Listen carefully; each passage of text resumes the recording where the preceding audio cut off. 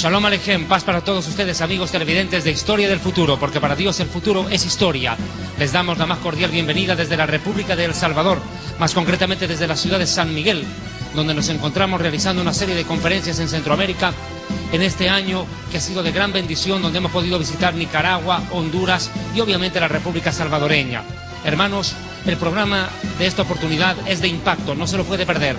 Les invito a quedarse en Historia del Futuro, porque para Dios el futuro es historia. Reciba este fuerte aplauso de nuestros hermanos aquí en El Salvador.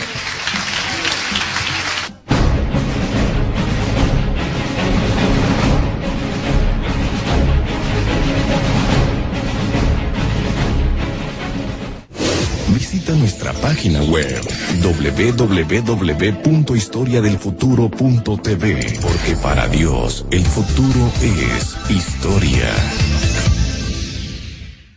El tema de hoy, sin duda alguna, concita la atención de los grandes estudiosos de la profecía bíblica. Sin lugar a dudas, el libro del Apocalipsis es un libro maravilloso, misterioso, fantástico. Cuanto más se lo estudia, más secretos se descubren en él. Y sin lugar a dudas, el tema de esta oportunidad va a ser un tema que va a enriquecer su vida espiritual, porque le hará entender las diferencias entre una verdadera iglesia y la que pretende ser una iglesia. La verdadera iglesia es presentada en la Biblia como una virgen pura, sin mancha ni arruga, una virgen gloriosa que se prepara para el encuentro con el Rey de Reyes. Sin embargo, existe una iglesia impostora, una falsa iglesia, que no es la novia del Cordero, no es la novia del Rey de Reyes, es la prostituta que fornica con los reyes de la tierra. La gran ramera que fornica con los reyes de la tierra. ¿Qué diferencia? Una es la novia del rey, la otra es la prostituta de los reyes. Este tema concita tal expectativa, porque déjenme decirles que mucha gente, al escuchar este mensaje, que practica una religión babilónica, una religión tradicional y costumbrística, va a descubrir a la luz de la Biblia que estuvo más que engañado. Iba derechito para la condenación. Babilonia. ¿Qué suena esta palabra? Babilonia, ¿a qué se refiere? La palabra Babilonia se relaciona con toda confusión espiritual y religiosa. Ese es el simbolismo de Babilonia. Confusión espiritual y religiosa. En la Biblia, el nombre Babilonia o Babel está relacionado íntimamente con varias cosas, a las cuales procedo a describir. La primera vez que aparece relación con Babilonia o con Babel, que significa confusión, es sin duda alguna la edificación de la famosa Torre de Babel, en los días de un hombre llamado Nimrod, el cual fue el primer poderoso de la tierra. Este hombre sedujo a la humanidad, a la cual Dios le había dicho: llenad la tierra y sojuzgadla. La orden de Dios era poblar el mundo entero a lo ancho y a lo largo. Sin embargo, mis amigos, desgraciadamente, el ser humano escogió desobedecer a Dios. Y Nimrod sedujo a la humanidad para que en vez de llenar la tierra, todos se juntaran en un solo lugar y levantaran una torre para llegar al cielo, desobedeciendo al mandato de Dios de llenar la tierra y gobernarla. Este hombre rebelde fue llamado en la Escritura Nimrod. Procedo a leer Génesis capítulo 10, versículo 8. Cus engendró a Nimrod, quien llegó a ser el primer poderoso de la tierra. Este fue vigoroso cazador delante del Señor, así lo dice la Reina Valera. En el original dice en oposición a Dios, en contra de Dios. Cazador en contra de Dios. Por lo cual se dice, así como Nimrod, vigoroso cazador en contra del Señor. Y fue el comienzo de su reino Babel. Erech, Akkad y Cadne, en la tierra del Sinar, en el actual Irak, en el Medio Oriente, en la Mesopotamia. Y Génesis 11:2 dice: y aconteció que cuando salieron del oriente, hallaron una llanura en la tierra del Sinar y se establecieron allí. ¿Con qué propósito? Sencillamente, como el que ya le venía diciendo, edificar una ciudad y una torre. Veamos el pasaje en cuestión, continuemos leyendo esta descripción que nos hace la Biblia a continuación. Versículo 3. Y se establecieron unos a otros, se dijeron unos a otros, vamos, hagamos ladrillo y cosámoslo con fuego. Y les sirvió el ladrillo en lugar de piedra y el asfalto en lugar de mezcla.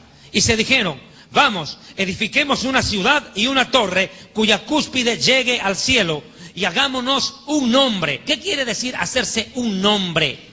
Hagámonos fama, hagámonos algo que nos dé poder, que nos dé autoridad. ¿Qué más? Por si fuéramos esparcidos sobre la faz de la tierra. Esta gente sabía perfectamente que estaba obrando en oposición a la voluntad de Dios. Ellos sabían perfectamente que estaban yendo en contra de los designios del Eterno. Por eso dice, por si fuéramos esparcidos, porque ya la orden era esparcirse y no la quisieron obedecer. Ellos preveían que Dios aplicaría el poder coercitivo y obligaría a que esa gente se disperse. Ellos dicen, por si fuéramos a dispersarnos. Y en efecto, lo tal ocurrió. Entonces, ¿qué ocurrió? Mire, verso 5. Y descendió el Eterno para ver la ciudad y la torre que edificaban los hijos de los humanos. Y dijo el Eterno, he aquí el pueblo es uno solo, y todos estos tienen un mismo lenguaje, un mismo idioma. Y han comenzado la obra, y escuche, y nada les hará desistir de lo que han pensado hacer.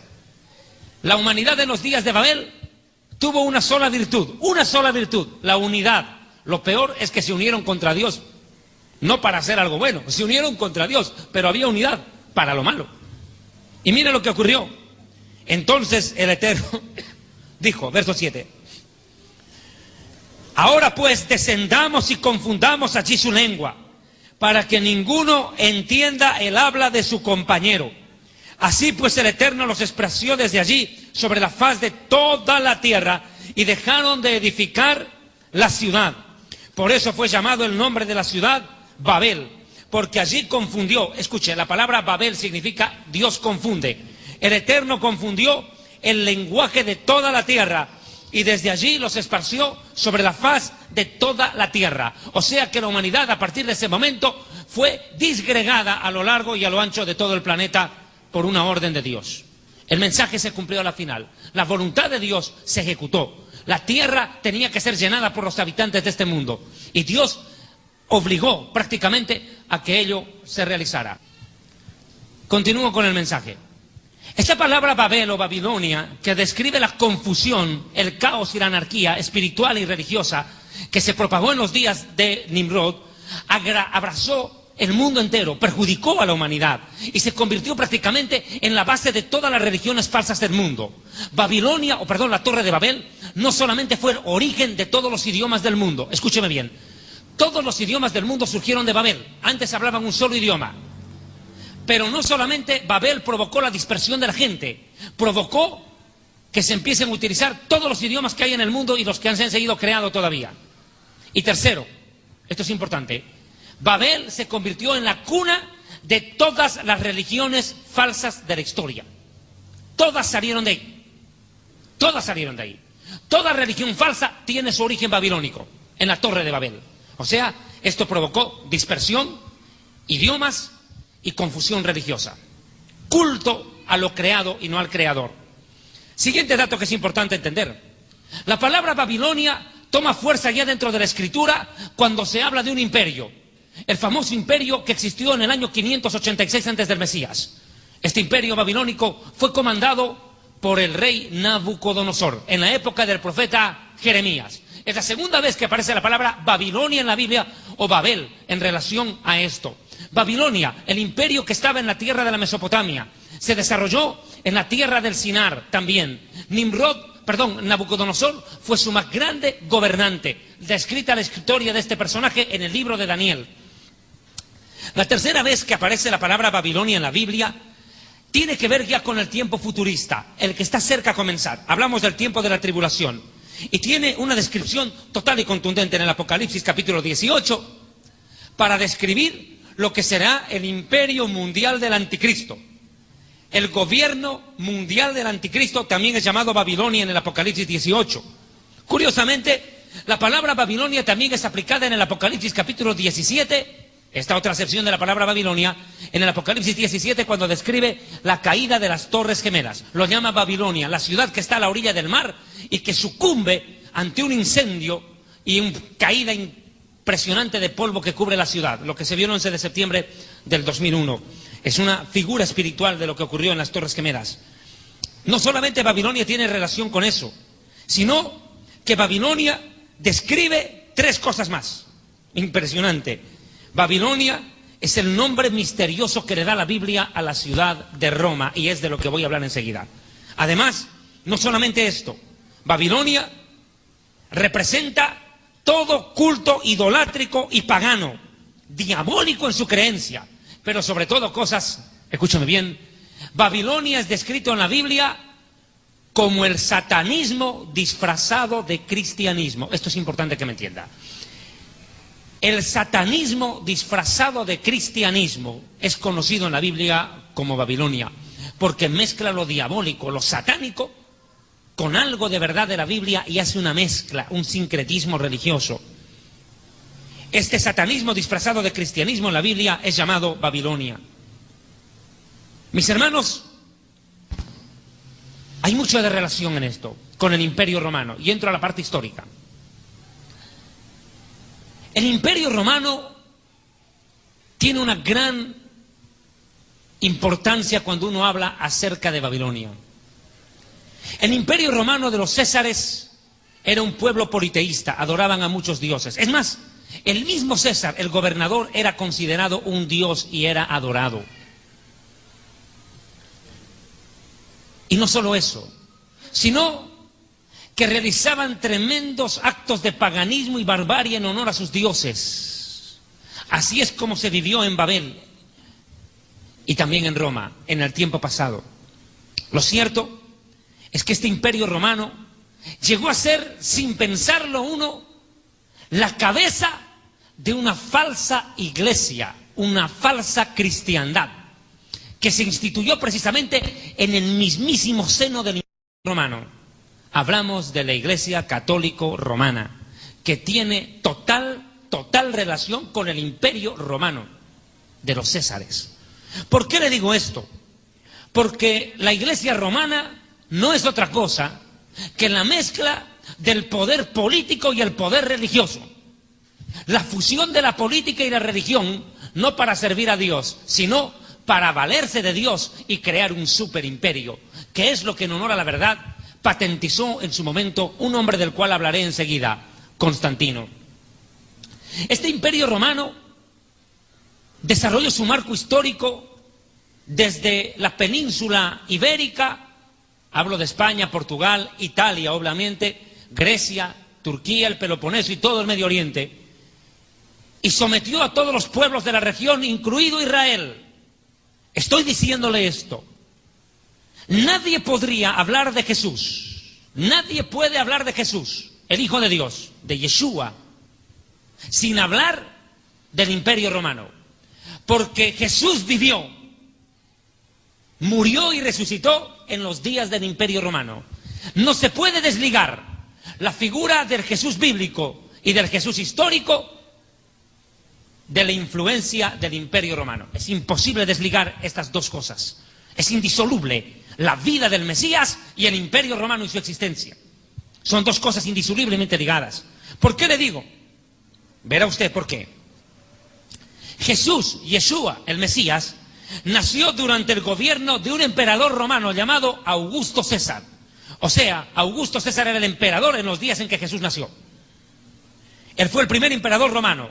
Esto fue entre las épocas del año 27 antes de Cristo hasta el 14 después de Cristo. En ese tiempo, del 26 antes de Cristo al 14 después de Cristo, gobernó Roma Augusto.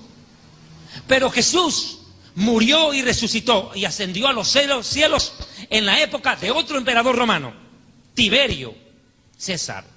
Tiberio, que gobernó el Imperio Romano entre el año 14 y 37 después de Cristo. Tiberio. O sea que Jesús vivió en la época de Augusto César, murió y resucitó en la época de Tiberio el César. Y digo César, que es un título honorífico, no es nombre de persona. César no es nombre de una persona, es el título que se le daba a los gobernantes romanos. Era como decir el emperador. Pero no solamente esto. En ese tiempo Jesús funda la iglesia. Jesús no creó una religión, fundó la iglesia, que es muy distinto. La iglesia no es una organización. La iglesia son las personas que aman y viven para Dios. Hay que aclararlo. Siguiente detalle. Pero esa iglesia floreciente, esa iglesia naciente, no le fue fácil la situación. Porque el Imperio Romano era un imperio que ya tenía demasiadas religiones metidas dentro de sí mismo, enquistadas. Muchas religiones, era un pueblo politeísta. Adoraban muchos dioses, tenían muchas religiones. Y lo último que le podía pasar al Imperio Romano, lo último que le podía pasar, era que una nueva religión surja en el seno mismo del imperio.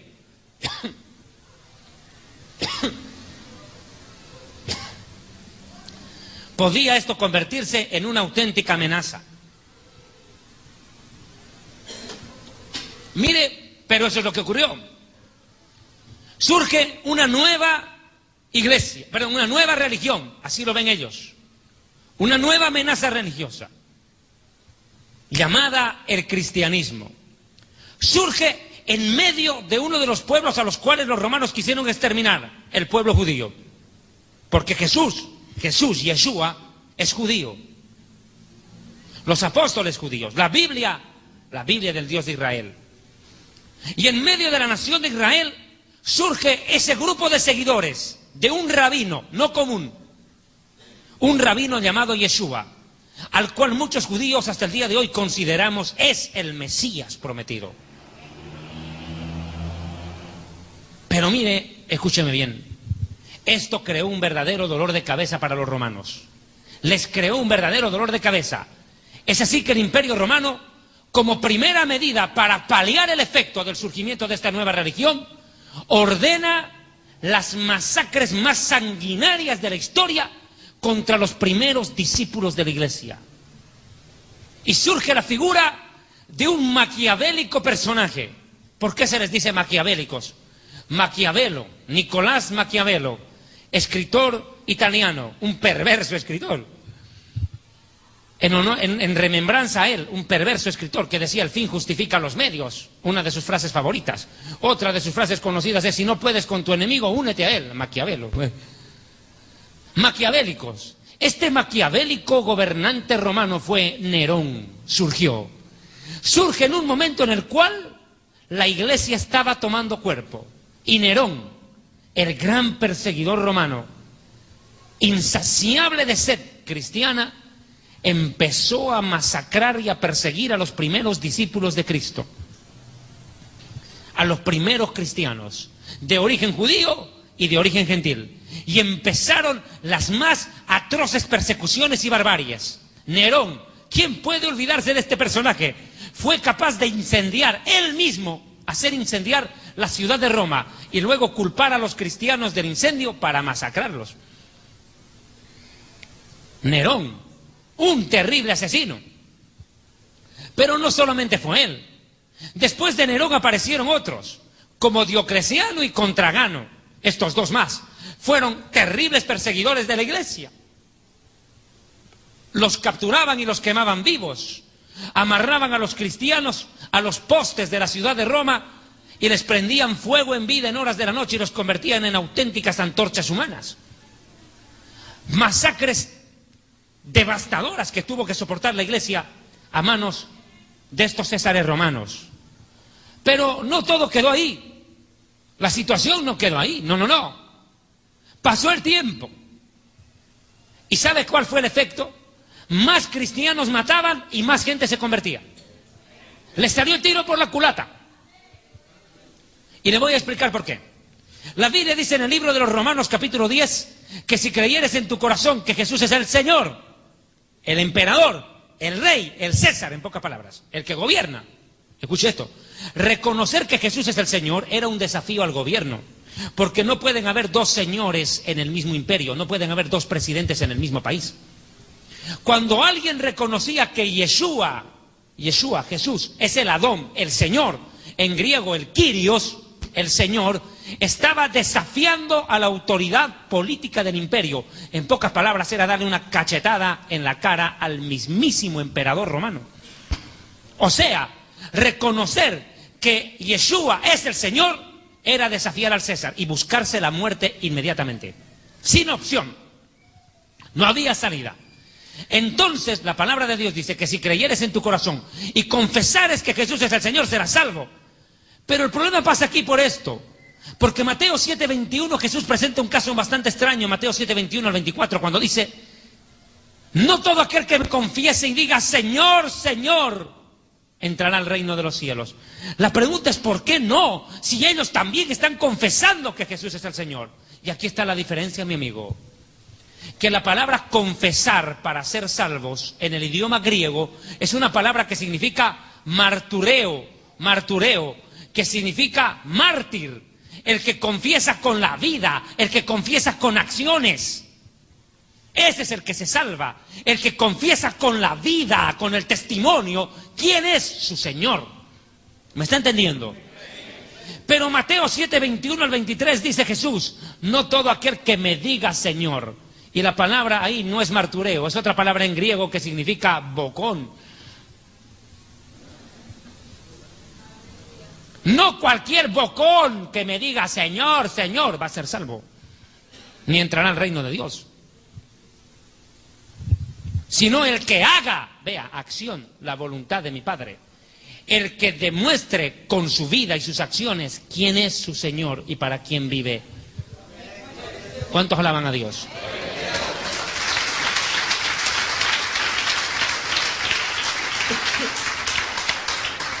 Pero no solo es ese detalle el que quiero mencionar. Voy al siguiente tópico. Nerón, el perverso Nerón que gobernó Roma entre el año 54 al 68 después de Cristo, persiguió a la iglesia. Pero luego apareció la figura de otro personaje. Enseguida lo vamos a ver en imagen. Su nombre, Constantino. Pero este hombre cambió la historia de Roma. Este hombre era un perseguidor de cristianos, un enemigo de la iglesia. Constantino persiguió y masacró a los cristianos durante mucho tiempo. Pero él vio el efecto político que tenía lo que voy a mencionar a continuación. Él dijo, mire, agarran a un cristiano, lo llevan al circo romano, lo amarran de pies y de manos y lo hacen arrodillar en medio de la arena del circo romano y le lanzan un león para que venga a devorárselo. El cristiano no grita pidiendo ayuda ni blasfema contra Dios, al contrario empieza a adorar y alabar. Bendice a Dios, grita a voz en cuello, Señor, no les tomes en cuenta este pecado, perdónalos, bendícelos. Y la gente que estaba escuchando y viendo a estos hombres en el circo romano, inmediatamente la gente quedaban, muchos de ellos, conmovidos ante la demostración de amor, de fe, de convicción de sus creencias. ¿Y sabe cuál era la actitud de la gente que quedaba ahí? Muchos de ellos bajaban solitos las gradas y se arrodillaban en el piso y también eran comidos con los leones, en una señal clara de que se habían convertido a la fe de aquel mártir que estaba muriendo por amor a lo que creía. Amén. Sí, mi amigo, porque no cree usted que los circos romanos eran para que un predicador evangelista haga una campaña y luego diga a los que quieren aceptar al Señor pasen al frente a recibir al Señor y vamos a recoger una ofrenda? No, mi amigo, ahí iban a morir ellos como ofrenda. Ellos mismos eran la ofrenda, mi amigo. Y miles de personas, al ver la fe de estos hombres, mujeres, niños, jóvenes y ancianos valientes, que no le tenían miedo a la muerte, que como el mismo Pablo tuvo que morir en una guillotina, por amor a su fe, por amor a su Dios y por amor a su Mesías, miles se convirtieron, y en el afán de apagar la iglesia la hicieron crecer, para que se cumplan las palabras dichas por el Mesías, que las puertas del infierno no prevalecerán contra la iglesia, que ni la vida ni la muerte nos podrán separar del amor de Dios, que es manifestado en el Mesías Yeshua. Mis hermanos, pero este personaje, aquí podemos ver las escenas del circo romano, ahí pueden ver ustedes una gráfica, los leones eran soltados y lanzados contra los cristianos y muchos de ellos morían abrazados. adorando a Dios, mientras la muerte se acercaba. Y mucha de la multitud se ponía de pie a ver el espectáculo, pero otros eran conmovidos y el Espíritu Santo tocaba eso, usando esa imagen, tocaba el corazón de miles de personas en ese circo romano y terminaban convirtiéndose al Evangelio. Pero esto le creó un verdadero problema al emperador de aquel tiempo. Ya para ese entonces estaba gobernando Constantino. Constantino fue un perseguidor, pero cuando vio que la iglesia empezó a crecer y a tomar fuerza, dijo: no. Aquí yo no me puedo pelear con los cristianos. Aquí yo tengo que solucionar el problema. Y Constantino, habilidosamente, como un gran estratega político, un fantástico estadista, le brilló el ojo y se le iluminó el cerebro. Y Constantino dijo: no. Yo no puedo permitir que surja una nueva iglesia, una nueva religión, una nueva creencia, o llámese lo que se llame, que desafíe mi imperio, me lo divida en el imperio y yo me quedé fregado aquí, arruinado. Yo no lo voy a consentir. Lo que yo voy a hacer es otra cosa, dijo Constantino. Voy a dejar de perseguirlos. Es más, me voy a convertir a ellos. Y eso que parecía ser la solución fue la desgracia de la iglesia. ¿Sabe por qué? Escuche por qué. Escuche. Porque Constantino, de la noche a la mañana,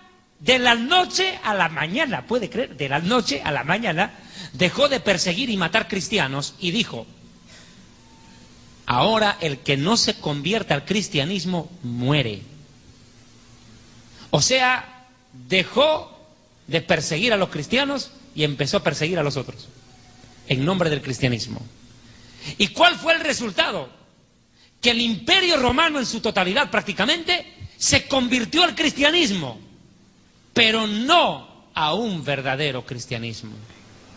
No aquel cristianismo que nace en el corazón nacido de nuevo cuando uno acepta a Jesús como su Señor y Salvador. No en ese cristianismo que nace en el corazón cuando el Espíritu Santo redarguye de pecado, justicia y juicio. No, mi amigo, este cristianismo falso y mentiroso fue creado no por el Espíritu Santo ni por Dios, sino por un emperador ambicioso que no quería que el imperio se le divida. O sea que la gente se convierte al cristianismo en Roma por imposición, no por conversión del Espíritu Santo. No porque el Espíritu Santo le redarguyó de pecado, sino porque la gente tenía peligro y tenían miedo de morir. Ahora los perseguidores se habían convertido en perseguidos. Y es más, Constantino hace otra buena. Constantino dice: muy bien, ahora yo ya soy cristiano, me he bautizado, soy parte de la iglesia y ordeno que todos sean cristianos y el que no quiera convertirse muere. Pero encima, Constantino hace algo terrible, terrible. ¿Sabe qué hizo Constantino? Lo siguiente: yo, Constantino, en pocas palabras, dijo él, no solamente seré el gobernante del Imperio Romano, yo soy el líder de esta iglesia. Ay. O sea, que no solamente fusiona la religión con la política, sino que él agarra todo el poder y dice: todo esto es mío. El poder político ya lo era. Ahora, con esta nueva creación que hice, obligando a que todos se vuelvan cristianos, ustedes también me obedecen a mí. Yo soy líder religioso de ustedes y político de ustedes. Fusiona la religión y la política y crea lo que se vino a llamar en la historia el Sacrosanto Imperio Romano. Una obra de hombre, no del Espíritu Santo. Creó una institución poderosísima que hasta el día de hoy sigue andando en la historia. Y tiene su centro en Roma, en el Vaticano. Constantino entonces se convierte ya no solo en el líder político del imperio, no, ahora Constantino se convirtió en el líder religioso de una supuesta iglesia cristiana, de la supuesta novia del Cordero. Y no hizo otra cosa que crear un verdadero monstruo llamado Iglesia Católica, Apostólica y Romana. Un monstruo. Y enseguida se va a dar cuenta por qué. Constantino. Y se inventaron luego la historia de la cual hablaré más adelante, de que Pedro había sido el primer papa. Bueno, desde ya le voy diciendo algo. Pedro se murió sin enterarse que lo nombraron papa. Ni se enteró. Porque Constantino apareció en el año 300 y Pedro murió antes del año 100. Ya había muerto. Pero esta iglesia falsa, esta ramera a la cual la Biblia describe de esas palabras, tiene un contexto teológico profundo, y es de lo cual estamos desarrollando su programa Historia del Futuro, porque para Dios el futuro es historia desde la República del Salvador acá en Centroamérica. Yo quiero invitarles a que ustedes tengan la amabilidad de ir al libro del Apocalipsis capítulo 17. Estudiaremos qué dice la Biblia sobre esta gran prostituta, gran ramera. Apocalipsis capítulo 17. Si usted desea, la página 219 del libro Historia del Futuro, donde por cierto aporto bastantes datos históricos que van a ser de gran importancia también en este mensaje. Vino entonces uno de los 7 ángeles que tenían las 7 copas y habló conmigo diciéndome: ven acá y te mostraré la sentencia contra la gran prostituta, contra la gran ramera, la que está sentada sobre muchas aguas, con la cual han fornicado los gobernantes, los reyes de la tierra, y los moradores de la tierra se han embriagado con el vino de su fornicación. ¿De quién habla? ¿Quién es esta mujer misteriosa que aparece en el Apocalipsis 17? Sin lugar a dudas, es una prostituta, pero de marca mayor. Una gran prostituta, la gran ramera. Lo dije al comenzar el mensaje. Pablo presenta en las epístolas a la iglesia como una virgen pura. Una iglesia gloriosa, sin mancha ni arruga, que se prepara para estar en las bodas del Cordero con el Rey. Para entrar a la casa del Rey. Es la novia del Rey. La verdadera iglesia es la novia del Rey. Pero esta es una prostituta que fornica con los reyes de este mundo, de la tierra. Y por eso no es casual, mi amigo, que esta gran ramera de la cual estamos viendo imágenes tenga algo característico. Notará usted por qué la Biblia dice que fornica con los reyes de la tierra.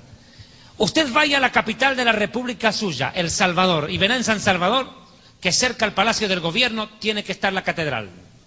Vaya a cualquier país, a cualquier localidad o pueblo, por pequeño que fuera, en nuestra América Latina o en Europa y en muchos países también del África, y verá que junto al Palacio de Gobierno está el cura, la catedral, el poder religioso, fornicando lo político con lo religioso. La gran ramera que fornica con los reyes de la tierra, desobedeciendo claramente lo que Jesucristo dijo en Mateo capítulo 22, verso 21-22. Cuando le dijeron a Jesús, ¿se acuerda ese famoso episodio? Cuando se acercan los fariseos y los saduceos para tentarle y le dicen: ¿cómo es? ¿Pagamos impuesto al César o no? Y Jesús les dice: deme una moneda. Le pasan la moneda y dice: ¿de quién está esta figura? Del César. Y Jesús responde y dice: pues den al César lo que es del César y a Dios lo que es de Dios. Al César lo que es del César y a Dios lo que es de Dios.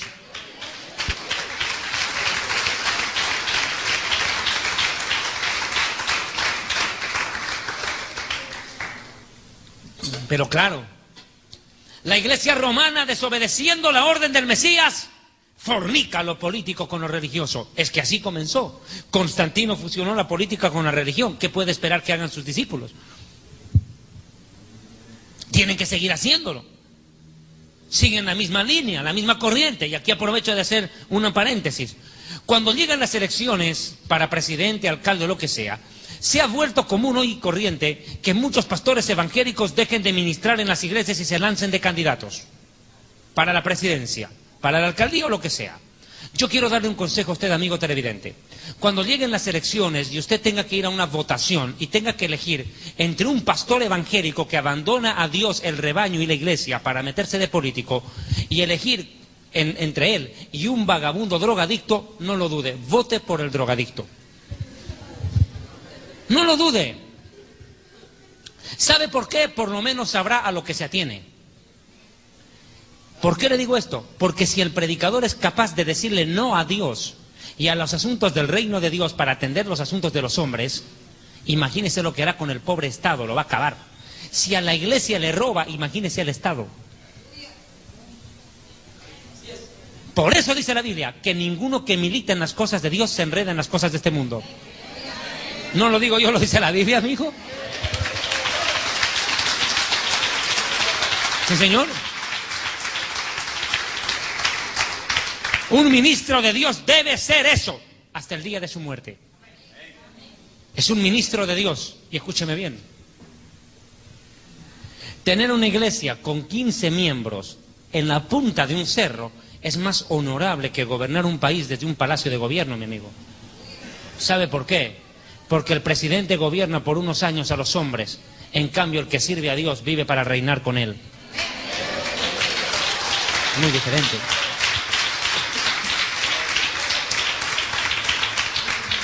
Esta prostituta dice que embriagó a los moradores de la tierra con el vino de su fornicación. Y eso vamos a ir detallándolo. Esta ramera, esta prostituta de la cual describe el Apocalipsis capítulo 17, tiene una importancia vital a la hora de la profecía bíblica. Vea Apocalipsis capítulo 17, versículo 15. Dice que esta ramera está sentada sobre muchas aguas. ¿Qué representan estas aguas? Vuelvo a leer el versículo. Dice, ven y te mostraré la sentencia contra la gran prostituta, la cual está sentada sobre muchas aguas. ¿Qué significan estas aguas? Apocalipsis 17, verso 15 lo responde. Apocalipsis 17, 15. Me dijo también, las aguas que has visto donde la ramera se sienta son pueblos, muchedumbres, naciones y lenguas.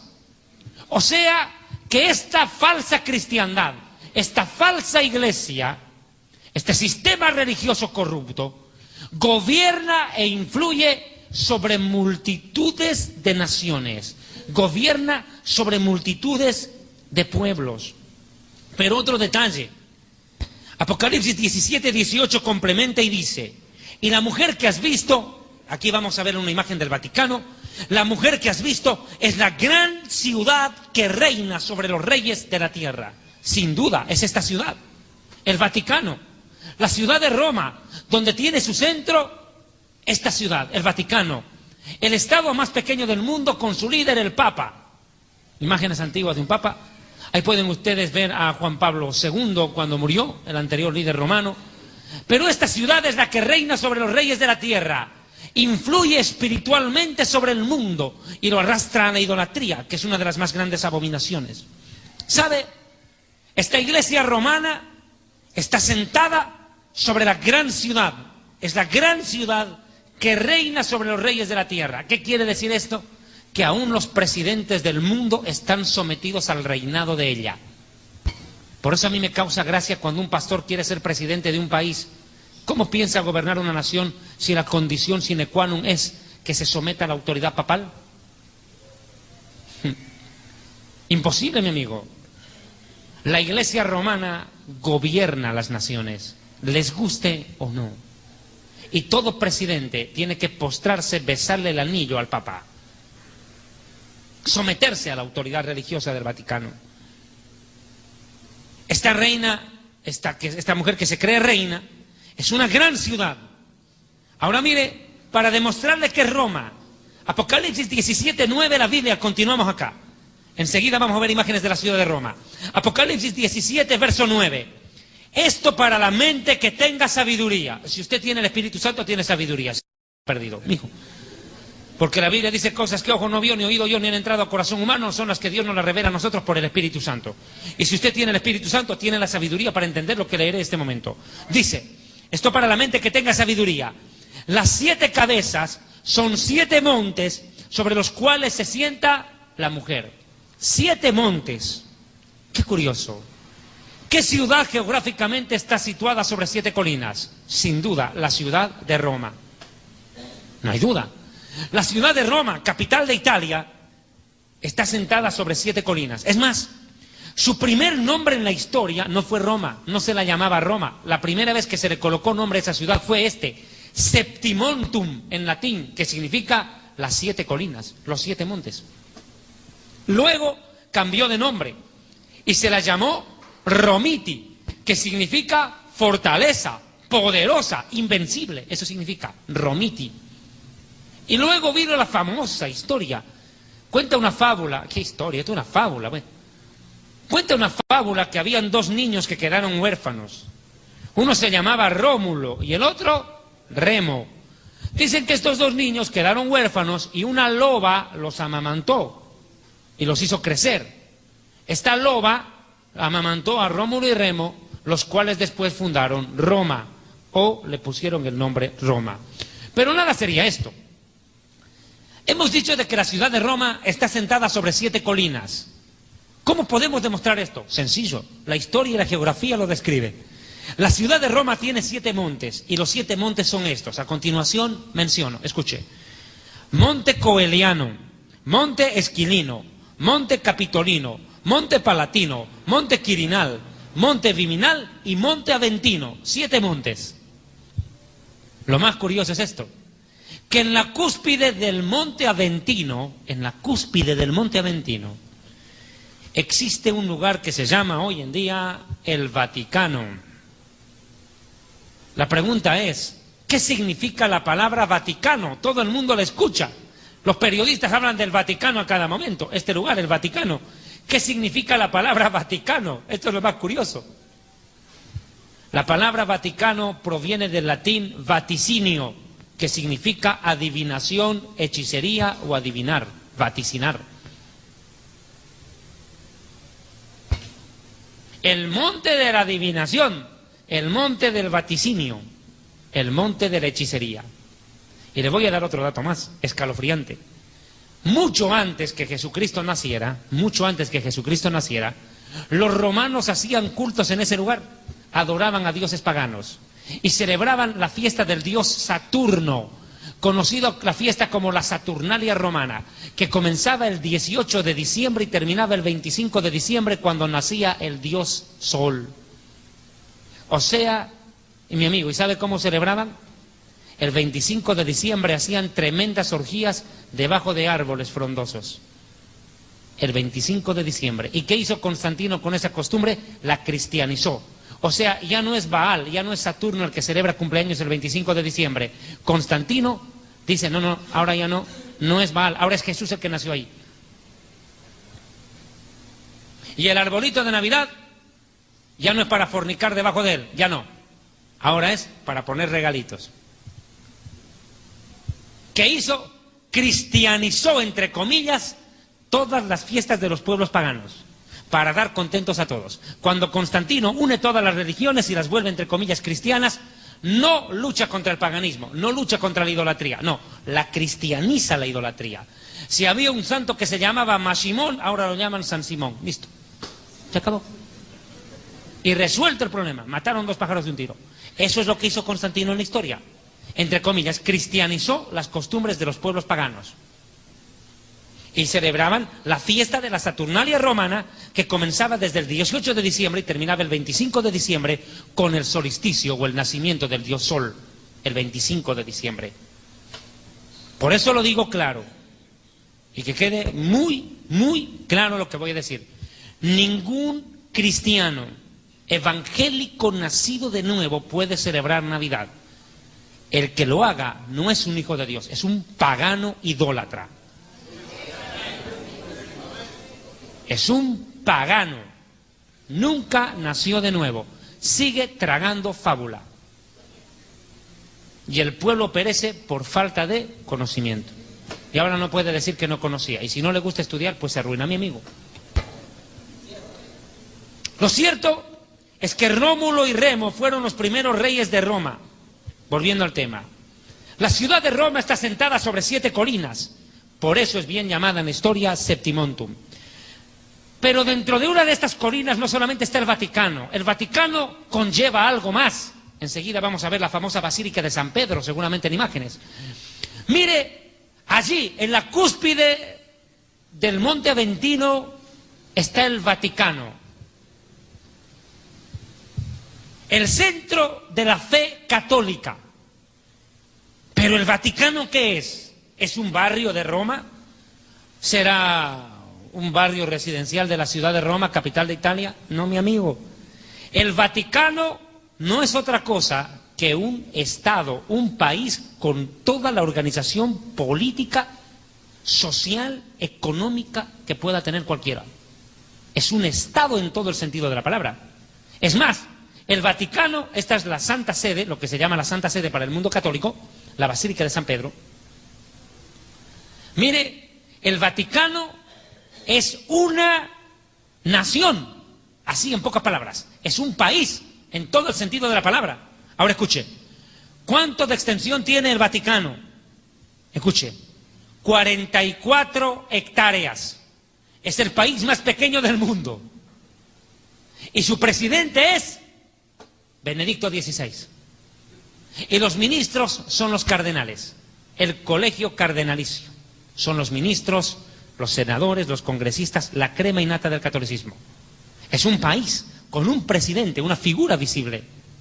Es más, le voy a dar otro dato. El Vaticano no solamente es una organización política, mi amigo, es un imperio económico muy poderoso. Los bancos del mundo, los más poderosos, están en manos de ellos, no de los musulmanes, ni de los japoneses. Le voy a dar otro datito. El Vaticano tiene más dinero que Estados Unidos y toda la Unión Europea juntos. El Vaticano tiene el poder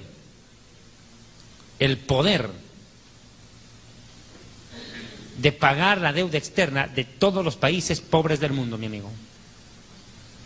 Y le voy a dar una demostración. Ponga cuidado acá. Búsqueme por favor la imagen de Juan Pablo I. Hubo un hombre que se llamó Juan Pablo I. ¿Quién fue este personaje? Fue elegido papa en la década de los 60, me parece. Juan Pablo I fue elegido papa de la Iglesia Romana. ¿Y qué pasó? Una vez que lo nombraron papa a este personaje, Juan Pablo I, ocurrió algo fuera de lo común. Este hombre se atrevió a hacer una declaración impresionante. Juan Pablo I, a poco de haber sido elegido papa, haber sido nombrado papa, Juan Pablo I dijo que entregaría todas las riquezas de la Iglesia Católica a los pobres y al pueblo, que abriría las arcas de la Iglesia Romana al pueblo. Literalmente, mi amigo, con esa declaración Juan Pablo I firmó su sentencia de muerte. Firmó su sentencia de muerte. Juan Pablo I estaba dispuesto a entregar toda la riqueza de Roma al pueblo, ayudar a los pobres. Pero ocurrió algo. Un papa no se lo nombra papa cuando dicen este es el papa, no, mi amigo. Tienen que pasar 33 días para que se siente en lo que se conoce el sillón de San Pedro. Cuando el papa se siente en el sillón de San Pedro, recién en el día 33 de su pontificado, en ese momento se le declara papa infalible. ¿Pero qué ocurrió?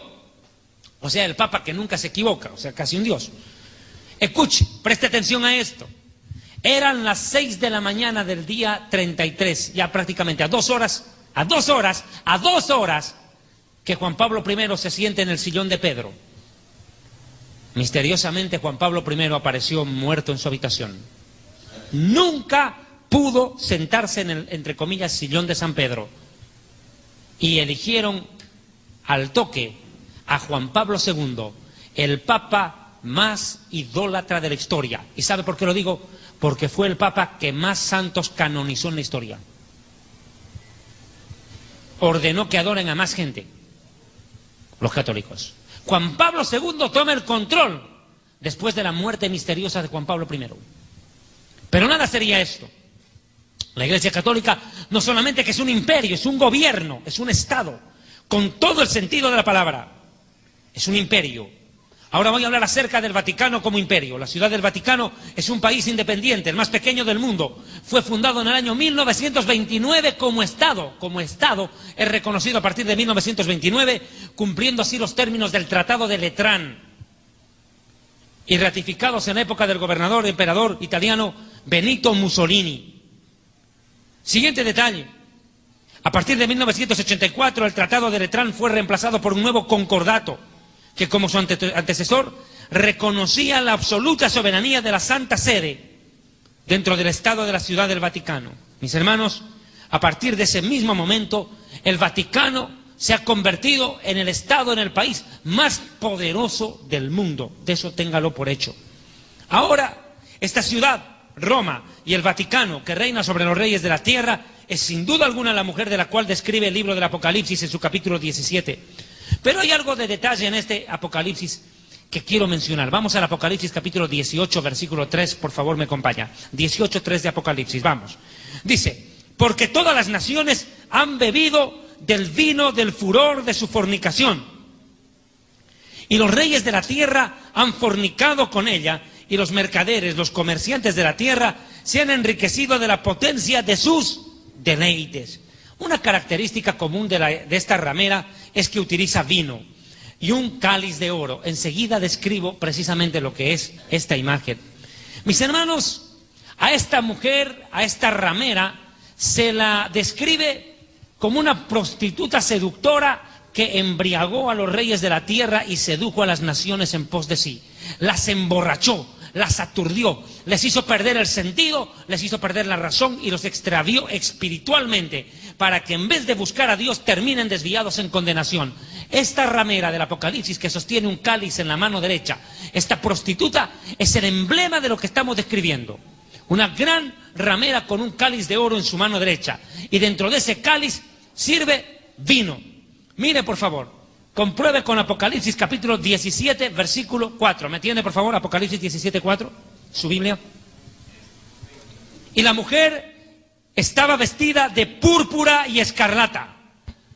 Yo quiero pedirles a mis hermanos en Control Central, que están mandándome las imágenes, que busquen por favor imágenes de cardenales y de líderes religiosos en el Vaticano. Va a ver cómo visten de escarlata y púrpura. Los va a ver usted en imagen textual. Dice, mire, y esto ocurrió cuando murió Juan Pablo II. Usted va a ver ahí el desfile de cardenales y los otros de púrpura. Textual. Mire, y la mujer estaba vestida de púrpura y escarlata, adornada de oro, de piedras preciosas y de perlas. Qué curioso.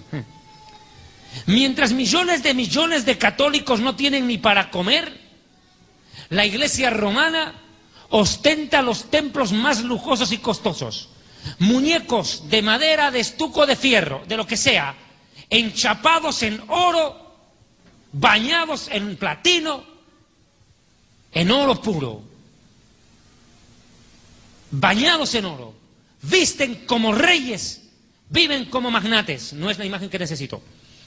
Mire, esta mujer vestía de púrpura y escarlata. Solamente basta ver el colegio cardenalicio y van a ver ustedes cómo vestían estos sacerdotes. Y tenía en la mano un cáliz de oro lleno de abominaciones y de la inmundicia de su fornicación. Qué curioso. Pregunto, si es de que uno no está entendiendo el mensaje, ¿cuál es la religión que utiliza cáliz de oro con vino en su religión, en su rito? Más claro. Religión que utiliza cáliz de oro con vino en su religión, en su liturgia. No hay otra que la Iglesia romana. Utiliza el cáliz de oro. Pueden mandarme imágenes arriba, por favor, estén más atentos. Cáliz de oro lleno de las abominaciones, inmundicia y vino de fornicación. Apocalipsis 17:2, con la cual han fornicado los reyes de la tierra y los moradores de la tierra se han embriagado con el vino de su fornicación. O sea que maneja un cáliz de oro en la mano derecha y carga vino. Literal, la Eucaristía. Ahí está, mire, textual, visten de escarlata, tal cual el Apocalipsis lo describe. Visten de escarlata, y si usted ve otra imagen, va a ver otros sacerdotes que visten de púrpura. Literal, enseguida vamos a ver la imagen, seguramente están preparándonos. Agradecemos a los hermanos que nos están cooperando desde el Control Central. Ahora mire, otro viste de púrpura y escarlata y utilizan, ¿verdad?, el cáliz de oro y embriagan con vino. ¿Tenemos una imagen más, por favor?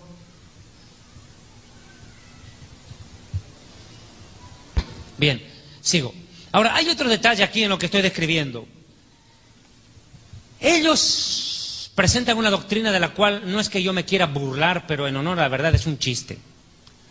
Cuando los católicos están celebrando el momento de la hostia, la Eucaristía o lo que lo llaman, ocurre un fenómeno que es una ridiculización de la muerte y resurrección de Jesús. Es una ridiculización. Según los curas católicos, cuando uno come la hostia y la masca, literalmente está comiendo el cuerpo de Jesús. O sea, estamos hablando del Dios galleta. ¿Entiendes? El Dios galleta.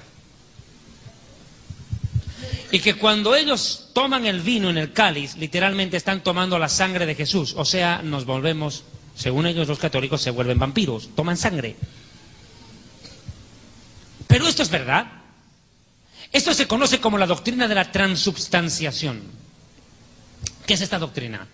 Según la Iglesia Católica Romana, en el momento en que el sacerdote entrega la hostia a los labios de la persona mastica, come literalmente a Jesús e ingiere la sangre de Jesús.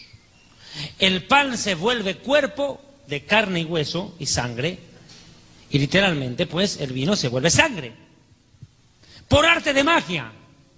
Por eso le digo, el Dios galleta. Por magia se convierte el cuerpo, en la hostia, en cuerpo.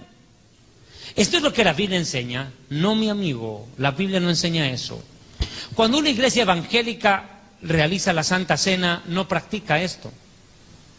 No es lo que se enseña y se cree, la transubstanciación.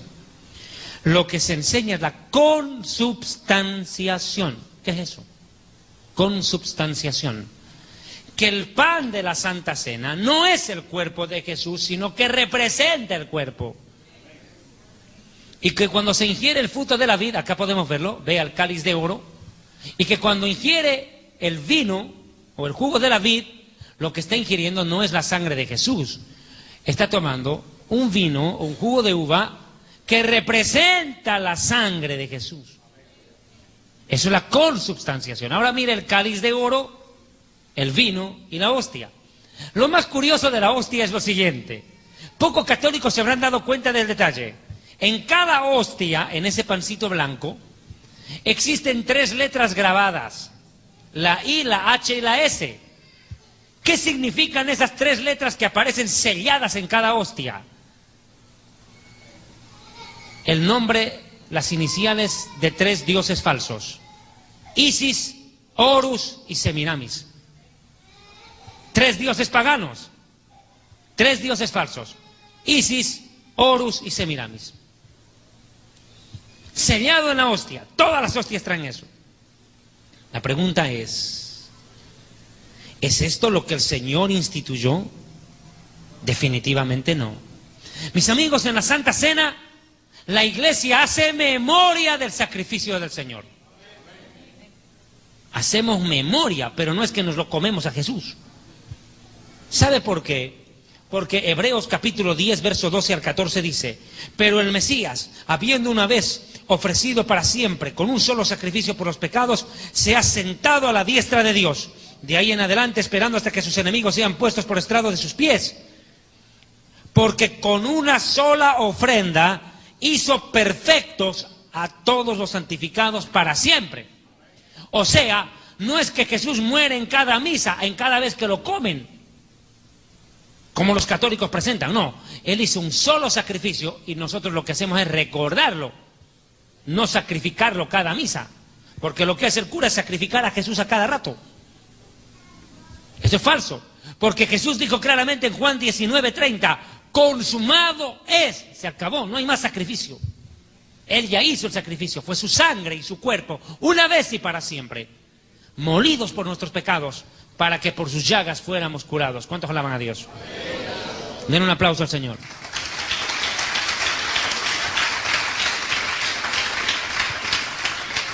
Mi amigo, ellos quieren literalizar el texto de Juan capítulo 6, versículos 52 en adelante, cuando los judíos contendían entre sí diciendo: ¿cómo puede este darnos a comer su carne? Jesús les dijo: de cierto os digo, que si no coméis la carne del Hijo del Hombre y bebéis su sangre, no tenéis vida en vosotros.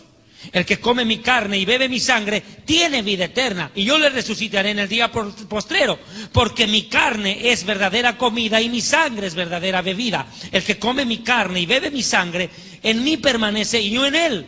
Como me envió el Padre viviente y yo vivo por él. Asimismo, el que me come, él también vivirá por mí. Claro, Jesús está hablando de su propio sacrificio. Está dando un simbolismo. Pero no está diciendo que Jesús va a morir en la cruz y nos va a dar un pedacito, a ti la uña, a ti la piel, a ti el tendón y todos a comer. No es canibalismo lo que él estaba predicando. Estaba dando una explicación alegórica a su muerte y resurrección, así como fue la del Cordero de la Pascua, que se comía el cuerpo asado del Cordero, asado, con vino, como en la Pascua judía. Pero ahora mire, aquí hay una descontextualización. Más fácil hablar portugués. Deliberada por parte de la Iglesia romana, tratando de justificar lo injustificable. Porque la Biblia nunca bajo ninguna circunstancia acepta la doctrina romana. Pues 1 Corintios capítulo 11, verso 23 al 26 dice: pues yo recibí del Señor lo que también os he enseñado, que el Señor Jesús, la noche que fue entregado, tomó pan, y habiendo dado gracias lo partió y dijo: tomad y comed, este es mi cuerpo que por ustedes es partido. Haced esto en memoria de mí. Memoria, remembranza. Eso es lo que se está haciendo, memoria en la Santa Cena. No como presenta la Iglesia romana, que Jesús es sacrificado cada domingo en cada misa. Pero no solamente es esto lo que yo quiero describir de esta Iglesia romana. Apocalipsis capítulo 17, versículo 5, podemos ir por favor avanzando. Y en su frente y en su nombre, un nombre escrito, un misterio. ¿Qué nombre tiene esta ramera? ¿Quién es para identificarla? Hemos dicho que está sentada sobre 7 montes, hemos dicho que gobierna sobre las aguas que representan muchedumbres de pueblos, es una ciudad que gobierna sobre los reyes de la tierra, pero tiene un detalle más. No solamente que lleva un cáliz de oro con vino, utilizado en sus ritos religiosos. Otra pista más que nos da, no solamente que viste de púrpura y escarlata. No, ahora nos da otro dato más. Para entender quién es esta misteriosa mujer, lo dice en el verso 5. Y en su frente un nombre escrito, un misterio. Babilonia, que significa confusión. La grande, no cualquier cosa, la jefa de las jefas, la grande, la madre de las prostitutas, la madre de las rameras y de las abominaciones de la tierra. Qué curioso. La falsa cristiandad, que tiene su centro en Roma, se llama así: Santa Madre Iglesia Católica, Apostólica y Romana. Ellos mismos se llaman Santa Madre. Y aquí de santa no le dice nada, le dice ramera, no santa. Ella dice que es una Santa Madre, aquí le dice gran ramera. ¡Qué terrible! Ella se presenta como una Santa Madre. Mi amigo, una frase popular dice: todos los caminos conducen a Roma, pero a mí qué me importa llegar a Roma.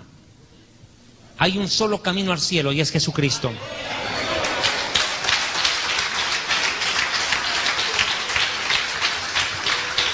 Él dijo: yo soy el camino y la verdad y la vida. Nadie viene al Padre sino por mí, sino por mí. Y todo aquel que a mí viene, yo no le echo fuera. Aprended de mí, que soy manso y humilde, y hallaréis descanso para vuestras almas. Venid a mí, los fatigados y cargados, que yo les haré descansar. Pero venid a mí, no a María, no a Pedro, no a Juan. Jesús dijo: venid a mí. A mí, a mí, a mí, dijo el Señor. A Él es al que hay que buscar, porque escrito está: puestos los ojos en Jesús, el autor y consumador de la fe. Los ojos en Jesús, no en María, no en Pedro, no en Juan. Y Lucas capítulo 1, verso 67, María, la Virgen, dice: mi alma se regocija en Dios, mi Salvador. Textual, María misma dice, mi Dios, mi Salvador. Ella no puede salvar a nadie, mi amigo. Falso. Ahora se inventaron los católicos romanos mentirosos. Dicen ellos, no, nosotros no adoramos a la Virgen María, solamente la veneramos. La palabra venerar viene del latín venerati. La palabra venerati viene desde el hebreo Hoshiana, Osana, que significa sálvanos ya. En pocas palabras, sí, los católicos le están pidiendo a María que les salve y están equivocados, porque no existe otro nombre debajo del cielo dado a los hombres en el cual podamos ser salvos. Solo Jesucristo salva, la Virgen no. Solo el Hijo de Dios, la Virgen no. Los católicos romanos tienen su centro en Roma y en el Vaticano. La partida de nacimiento de todo católico, nazca donde nazca, es remitida una copia hasta el Vaticano. O sea que todo católico tiene dos nacionalidades, por si no lo sepa. El católico salvadoreño tiene nacionalidad aquí y tiene nacionalidad en el Vaticano. Y su presidente es el Papa. Por si no lo sepa. Pero eso no es otra cosa que una imitación de lo que Dios ofrece en la Biblia a los creyentes. Porque nuestra ciudadanía no está en la tierra, no está en Roma, sino en el reino de los cielos. En el reino de los cielos. De donde también esperamos a nuestro Señor y Salvador Jesucristo. Nuestra ciudadanía, mi amigo, está en el cielo, no en la tierra. Porque en la casa de mi Padre muchas mansiones hay y la casa del Padre está arriba, no en Roma, ni siquiera en Jerusalén. Es más, si usted cree que Roma es la religión oficial, si usted cree que Roma es la ciudad santa, se equivocó, mi amigo, se equivocó. Porque cuando Jesucristo regrese, no regresará a Roma, regresará a Jerusalén. Y otro dato, la Biblia dice que la Jerusalén de arriba, dice Gálatas, la cual es libre, es madre de todos nosotros. Nuestra madre patria no es Roma, mi amigo, sino la nueva Jerusalén. ¿Cuántos alaban a Dios?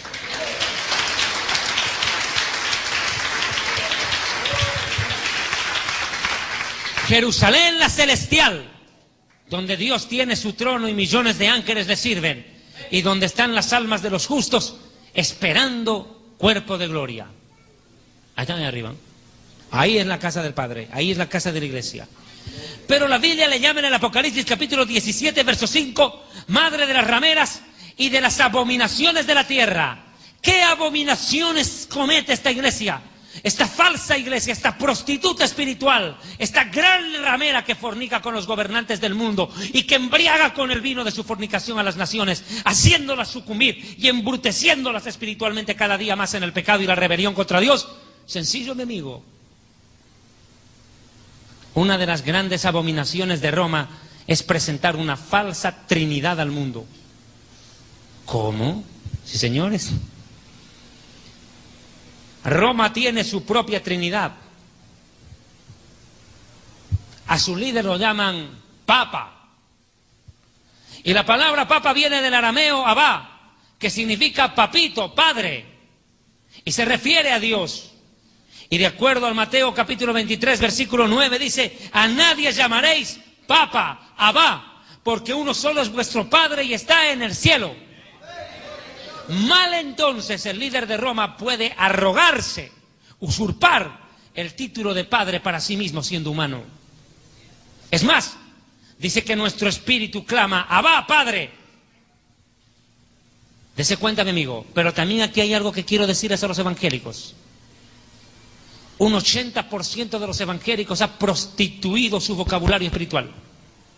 Hoy en día a su supuesto apóstol o a su pastor le llaman mi padre espiritual. ¿Desde cuándo el pastor es padre espiritual de alguien? Cuando la Biblia en el libro de los Hebreos dice que el padre de los espíritus es Dios, el cual nos disciplina mejor que nuestros padres terrenales. ¿De dónde sacan que un hombre puede ser padre espiritual cuando el padre de los luces, en quien no hay sombra de variación, es Dios? No podemos caer en semejante pecado de idolatría. O sea que antes le decían padrecito al cura y ahora le llaman padre espiritual al pastor. O sea, pues mi amigo, como dicen en mi pueblo, la misma chola con otra pollera. Es un ridículo. Caemos en lo mismo que criticamos. Segundo dato, El líder romano no solo se cree Dios Padre, se cree Dios Hijo, se declara Dios Hijo. ¿Cuándo? Cuando él a sí mismo se llama el sumo pontífice. La palabra significa sumo sacerdote. Cuando la Biblia me dice que nuestro sumo sacerdote es Jesucristo, el cual traspasó los cielos y está sentado a la diestra de Dios en las alturas. ¿De qué sumo sacerdote me vienen a hablar? ¿De qué sumo sacerdote hablar? Pero va más allá. No. No solamente se cree Padre, no solamente se cree Hijo, se cree el Espíritu Santo. ¿Sabe por qué? Porque el líder de Roma se hace autodeclarar, o se hace declarar el vicario de Cristo, el representante de Cristo. ¿Y quién dijo que Jesús dejó como representante a un humano? ¿Quién lo dijo? Cuando el mismo Mesías dijo: hijitos, ya no os dejaré huérfanos, y aquí enviaré otro consolador, el cual estará con ustedes hasta el fin del mundo. Y hablaba no del Papa, mi amigo, ni de Pedro, hablaba del Espíritu Santo de Dios. Estamos diciendo que dentro de las abominaciones de esta ramera está la enseñanza de una falsa creencia en Dios, una distorsión. Definitivamente, el líder romano pretende ser Dios. Hay muchas barbaridades y abominaciones que ha enseñado esta ramera al mundo. Una de las grandes y temibles abominaciones, aceptada casi como verdad, una mentira que tanto se repite como verdad, termina por creérsela a veces, es de que Pedro fue nombrado papa. ¡Qué barbaridad más grande! Lo digo, Pedro murió sin enterarse que lo nombraron papa. Escúcheme bien. Una descontextualización de los pasajes bíblicos impresionante de parte de la Iglesia romana. Pedro nunca fue nombrado papa, jamás. Es más, no tenía los requisitos. Le voy a dar un dato. ¿Sabe cuál es uno de los requisitos para ser papa? Ser soltero, ¿o no? No haberse casado, ¿o no? Claro, un cura tiene que ser soltero. Que sea homosexual, pedófilo, ese es el problema de él.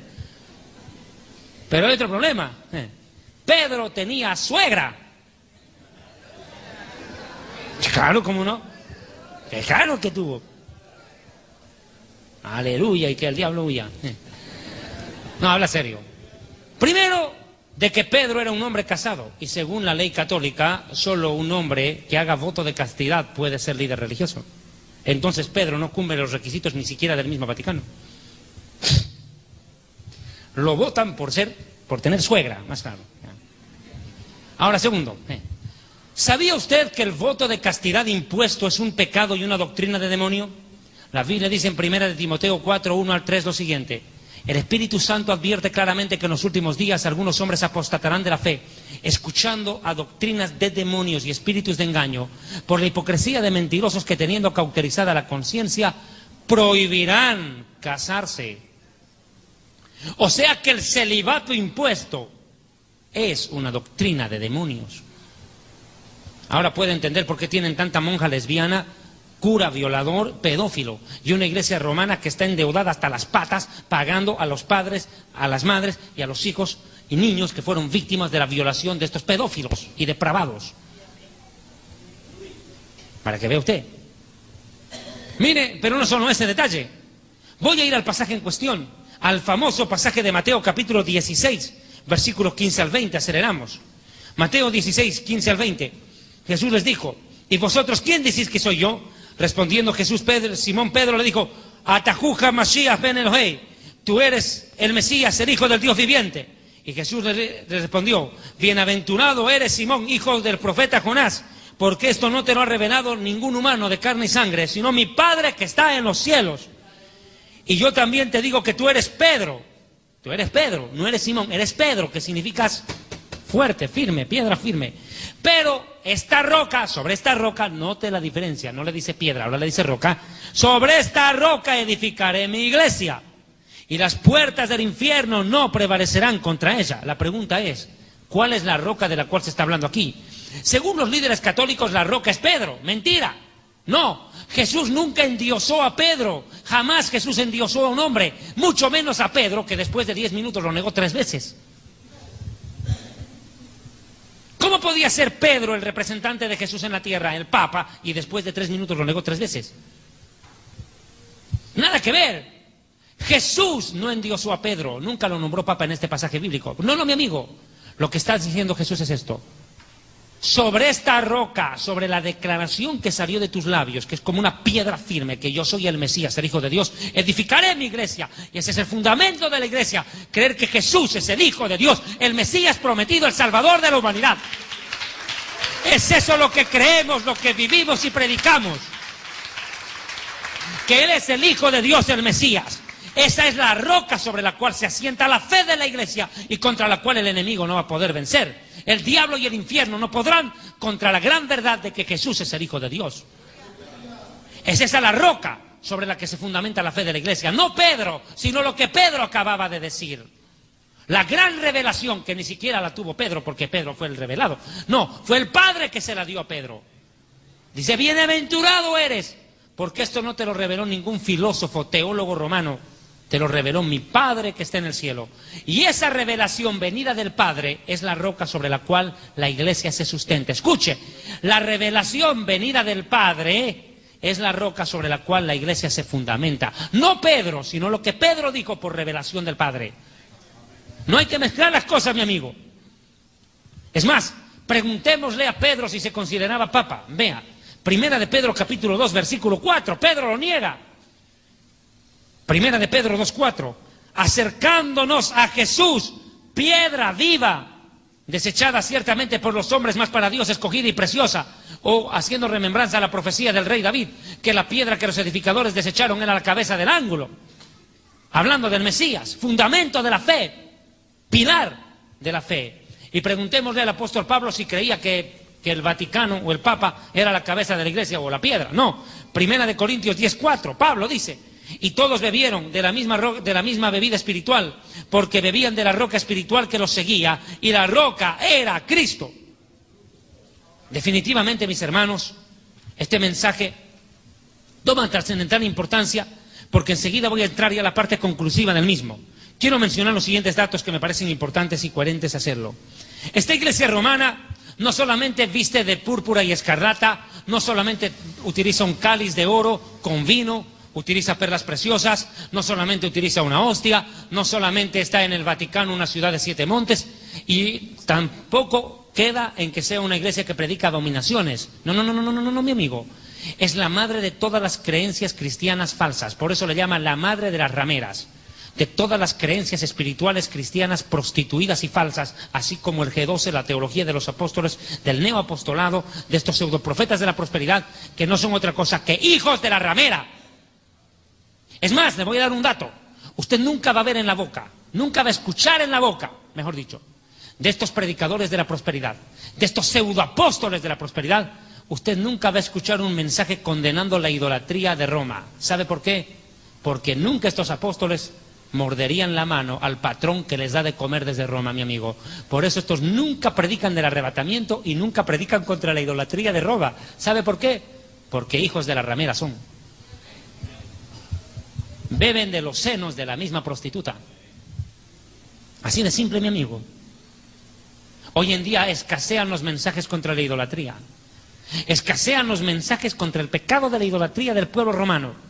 Hoy en día estas iglesias de la prosperidad están tan parecidas a una misa de católico carismático que al final son la misma cosa, cortados con el mismo cuchillo. Tenemos cantidades de pastores evangélicos que no merecen llamarse pastores ni evangélicos, son lobos evangelocos. Y segundo, escúcheme bien, no pertenecen al pueblo de Dios. ¿Sabe qué?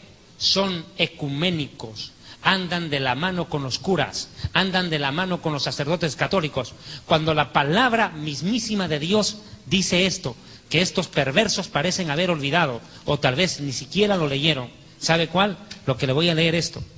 No os unáis en yugo desigual con los incrédulos, porque ¿qué compañerismo tiene la justicia con la injusticia? ¿Qué comunión la luz con las tinieblas? ¿Qué concordia tiene Cristo con el diablo? ¿Qué parte tiene el creyente con el incrédulo? ¿Qué acuerdo hay entre Dios, el templo de Dios, y los ídolos? ¿Qué acuerdo hay?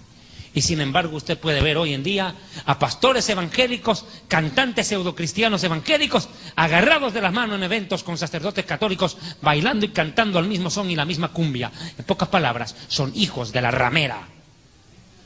No son parte del pueblo de Dios, son hijos de la ramera. En pocas palabras, decirles hijos de ramera es literal. Mire usted, ramera espiritual. Pero otra de las cosas por las cuales la iglesia romana será juzgada por Dios en el tiempo final de la historia es de lo que voy a mencionar a continuación. La iglesia romana no solamente surge con Constantino, poniendo fin a las persecuciones contra los cristianos, y convirtiendo al cristianismo a todo un imperio. No. Ahora ya no, mi amigo. A lo largo de la historia, la iglesia romana ya como institución es culpable de la muerte y la masacre de millones de nuestros hermanos. En lo que se conoce como la famosa Inquisición, cuando agarraron a los que llamaban herejes. ¿Quiénes eran los herejes? Los que elegían no someterse al Papa. ¿Y quiénes eran ellos? Los protestantes, los evangélicos. Masacraron a millones de nuestros hermanos. Cruz por delante los masacraron, a punta de espada. ¿Y sabe qué dice la Biblia en el Apocalipsis 17:6? Y vi a esta mujer ebria de la sangre de los santos. Y como dice mi amigo el pastor Antonio Bolaines, algo interesante menciona él en una conferencia. Escuche lo que dice Bolaines. Vi a la mujer ebria de la sangre. No dice que estuviera manchada de sangre. No. Esta mujer no se manchó de sangre. Se la bebió la sangre de los santos. Se emborrachó. Ella embriagó con vino de fornicación a los reyes de la tierra y a las naciones. A las naciones y a los reyes les dio vino, pero ella se tomó la sangre de los santos. ¡Qué terrible! Cuando yo escuché predicar esto al doctor Bolaines me quedé estremecido. Ebria de la sangre de los santos y de la sangre de los mártires de Jesús. Y cuando la vi quedé asombrado con gran asombro. Apocalipsis 18:24. Y en ella se halló la sangre de los profetas y los santos y de los que han sido muertos en la tierra. ¿Sabe qué? Esta ramera, esta prostituta espiritual, esta satánica imagen del cristianismo, popularizada desde Roma, hoy en día sigue matando al pueblo de Dios. Tal vez no físicamente, aunque tal vez sí. Pero hoy en día, a través de sus agentes encubiertos, de líderes católicos, preparados deliberadamente y luego introducidos dentro de iglesias evangélicas como si fueran convertidos al evangelio, están destruyendo y minando la doctrina y la sana fe del pueblo de Dios. Déjeme decirle algo, hay miles de pastores evangélicos que nunca se convirtieron al evangelio. Fueron preparados en las aulas de las iglesias romanas para infiltrarse en iglesias evangélicas y prostituir el mensaje de la salvación y distorsionar. Una prueba, el G12. Nace en el seno mismo de la iglesia romana, infiltrada por un infiltrado, César Castellanos. Un auténtico católico, disfrazado de evangélico. Pero sigo con el tema. Pero llega la hora del juicio para esta ramera. Apocalipsis 18:20-21. Alégrate sobre ella, cielo, y vosotros, santos apóstoles y profetas, porque Dios ha hecho justicia en ella. Y un ángel poderoso tomó una piedra, como una piedra de molino, y la arrojó en medio del mar, diciendo, con el mismo ímpetu será derribada Babilonia, la gran ciudad, y nunca más será encontrada. ¿Cuál es el fin de la ciudad de Roma? Desaparecer del mapa, mi amigo. En los días del anticristo ocurrirá esto. Escuche. La iglesia romana en principio se aliará con el anticristo, pero luego el anticristo incendiará Roma, de acuerdo a las profecías de la Biblia. Apocalipsis capítulo 17, versículos 7 y 8 dice, y me dijo el ángel, ¿por qué te asombras? Yo te diré el misterio de la mujer, la ramera, y de la bestia, el anticristo que la trae, la cual tiene 7 cabezas y 10 cuernos. Los 10 cuernos son los 10 gobernantes que apoyarán al anticristo. Los 10 cuernos son los 10 gobernantes que ayudan al anticristo. Vea, que se alían. La mujer viene sobre la bestia. ¿Qué quiere decir? Que la iglesia católica y el sistema religioso corrupto que profesa se va a parapetar sobre el anticristo en principio. Van a hacer una alianza los dos. El poder del anticristo y la iglesia romana se van a fusionar. Como siempre, prostituyéndose con los reyes de la tierra. Y va a querer prostituirse con el mismo anticristo, pero le va a salir el tiro por la culata. Mire por qué. La bestia que has visto era y no es y está para subir del abismo e ir a la perdición. Habla del anticristo. Y los moradores de la tierra, aquellos cuyos nombres no están inscritos en el libro de la vida desde la fundación del mundo, se asombrarán viendo a la bestia, el anticristo, que era, no es y será, el anticristo. Ahora mire, Esta bestia, el anticristo, va a formar alianza con la ramera. Se van a unir. Se van a unir. Vea, Apocalipsis 17:12. Y los 10 cuernos que han visto son 10 reyes que aún no han recibido reino. Van a gobernar en la época del anticristo. Pero por una hora recibirán autoridad como reyes juntamente con la bestia, el anticristo. Estos tienen un mismo propósito. Entregarán su poder y autoridad a la bestia. O sea que los 10 líderes políticos del mundo se unen al anticristo y el anticristo está unido a Roma. Unido a Roma. Pero luego estalla lo impensado. El anticristo cambia de posición, da un giro, 180 grados. Y el anticristo, escuche bien, ordenará que todas las religiones, creencias, filosofías y doctrinas desaparezcan de la tierra. Y que nadie rinda culto y honor a no ser que a él mismo. Y el anticristo ordenará que aún la iglesia católica, la mormona, testigos de Jehová, musulmanes, budistas o todos desaparezcan y todas se unan a adorarlo a él. Por eso dice la Biblia, y lo adoraron todos los moradores de la tierra, sin importar la religión. Todos lo adorarán. Escrito está, 2 de Tesalonicenses 2. Nadie os engañe, verso 3, en ninguna manera, porque no vendrá sin que antes venga la apostasía y se manifieste el hombre de pecado, el hijo de perdición, el anticristo, el cual se opone, mire, y se levanta contra todo lo que se llama Dios o es objeto de culto. ¿Y qué cosa es objeto de culto? La religión. Se opone a la religión. El anticristo va a anular todas las religiones, va a hacer desaparecer la religión de la faz de la tierra y va a crear una sola creencia, la cual no adore a él. Dice, tanto que se siente en el templo de Dios haciéndose pasar por Dios. Mire, anulará a la iglesia romana. Pero ¿cómo va a acabar? Esto es lo más tremendo. Esto es lo más tremendo. El anticristo va a seducir a los políticos del mundo para destruir Roma. Impresionante. El anticristo será el verdugo de Roma. La ramera del Apocalipsis fornica con los gobernantes de la tierra desde que nació. Y va a fornicar con el último rey, el anticristo. Y ese la destruirá. Vea por favor Apocalipsis 17:16. Y los 10 cuernos que visten la bestia, los 10 líderes que apoyan al anticristo, estos aborrecerán a la ramera, van a odiar a la iglesia romana, y la dejarán desolada y desnuda, y devorarán sus carnes, y la quemarán con fuego. Porque Dios ha puesto en sus corazones ejecutar lo que Él quiso, ponerse de acuerdo y dar su reino a la bestia, hasta que se cumplan las palabras de Dios. O sea, van a incendiar, por favor, imagen acá, van a incendiar la ciudad de Roma. La van a incendiar Roma. Es más, lo complemento con Apocalipsis 18:9-10. Y los reyes de la tierra que han fornicado con ella y con ella han vivido en deleites, llorarán y harán lamentación sobre ella cuando vean el humo de su incendio, parándose lejos por el temor de su tormento, diciendo, ¡ay, ay de la gran ciudad de Babilonia! La ciudad fuerte, Romiti en latín, fuerte, poderosa. Porque en una hora vino tu juicio. Verso 17. Porque en una hora han sido consumidas por el fuego tantas riquezas. Vea usted, se incendia Roma. La pregunta es, ¿por qué Dios permite que Roma sea incendiada en esos días? Porque en aquellos días el pecado de Roma alcanzará hasta la presencia de Dios de tal manera que Dios acabará con esto. Apocalipsis capítulo 18, verso 4.